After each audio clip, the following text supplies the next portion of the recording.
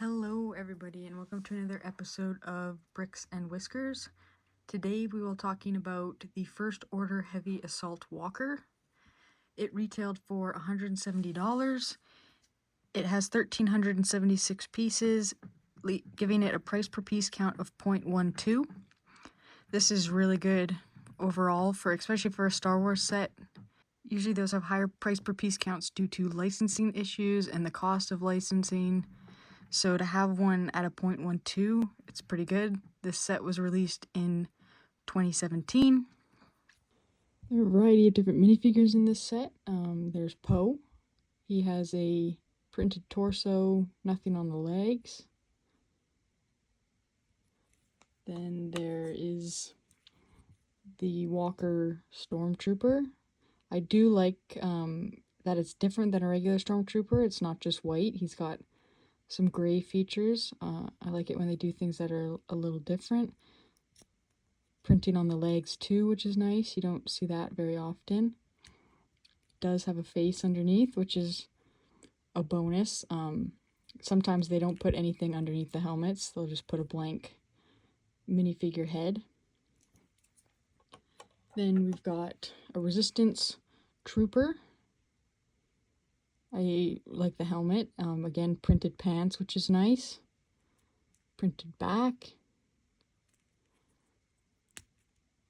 Then the face. And the chin can also come up on this. Don't know. Doesn't look as good with the chin up, but it's nice it's an option. Then the driver. Now this is kind of more of a basic Stormtrooper. I'm not sure when they made the switch, but they updated the Stormtroopers. I find the masks especially are quite a bit different, quite a bit darker, have a different shape. Printing on the back. Again, has that face. And then last we have Rey. Good to have that cool design. I find most of the minifigures I have of Rey are quite similar. They all have the same outfit, same design. The only main difference is the hairpiece, where you go from this half updo to her buns. But I enjoy the half up. I like the design that they did for that. She has a second face as well. That's always a bonus in my mind. Like, if you have a face or a hairpiece in which it hides the second face, I don't know why you wouldn't. Like, obviously it increases costs and whatnot, but I find it's a little addition that to me makes all the difference. Like, if you can do it and you put in that extra work and you have that, you know, happy versus sad face or angry face, I just find it adds a little bit more to the set. Okay, so the first thing we'll talk about is transport. I mean, this is a pretty easy set to transport. It has 5 minifigures, but there is space inside that you can put them in, which is really nice. There's a little standing area in there. There is a cockpit up in the front, so that houses 2 of your minifigures, so it makes it a lot easier to move. So transportability, I'd probably give it a 10 out of 10. I mean, really, you could put the minifigures anywhere you want to be able to move it. You can easily just pick it up underneath, and it's sturdy enough that it won't fall apart. No pieces come off of it. So displayability, I think displayability is also really good. The outside, like, yes, it's just gray, but the technicality on the legs is quite nice. Like, I know, like, seeing the inside like that, you might think it looks unfinished, but I think it looks quite cool because you can see the mechanism parts, because the legs are movable, which is really cool as well. Has kind of like a locking mechanism, so you can just move them into certain positions. It's a bit rusty just because the set is a little older and I don't move it very often.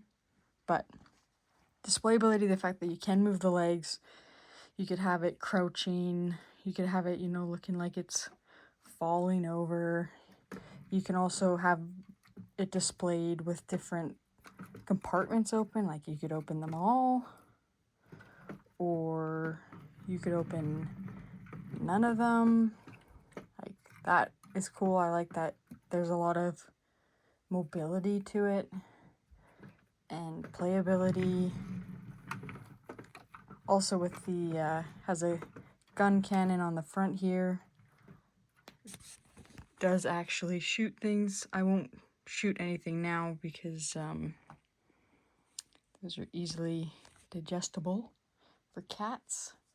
So displayability, probably give it a 10 out of 10 too. I really like the movement of the piece. Build experience, not gonna lie, I got this set when it was new, so that's quite a few years ago, so I don't remember build experience off the top of my head, but because there's not too much repeating.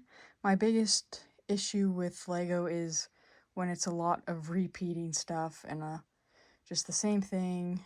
But this one, like, obviously it is symmetrical, so whatever you do on one side, you do on the other side. So there's a little bit of repeat, but because there are different panels, there's different stuff on the panels, then it decreases that repeatability a little bit, making the build experience more interesting. Now there's 1,376 pieces. It's like a medium-sized set, I'd say. So that, at least the build experience is a little bit longer. That's another thing that I use to determine if I find a set is worth it. So this set is $170. It's a more complex build just because it's not, a flat surface. It's not just one piece, it's multiple pieces intertwined, making it a bit more complex, which in my mind makes it a bit more worth the money. So build experience, just because I don't remember much, I'll probably give it a 9 out of 10.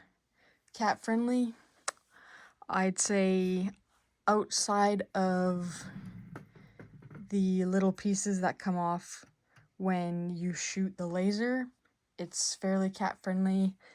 I've had maybe a few minor issues of little pieces getting knocked off, but for most of the sets, or out of all the sets I have, it's fairly low that the pieces get knocked off.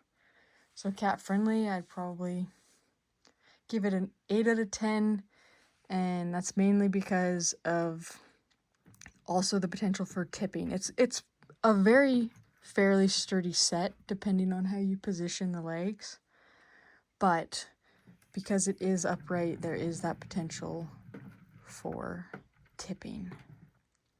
Okay, I hope you enjoyed this review. This is one of many Star Wars sets that will be reviewed. So I hope you enjoy Star Wars because there's a lot more to come. Thank you for watching. Bye.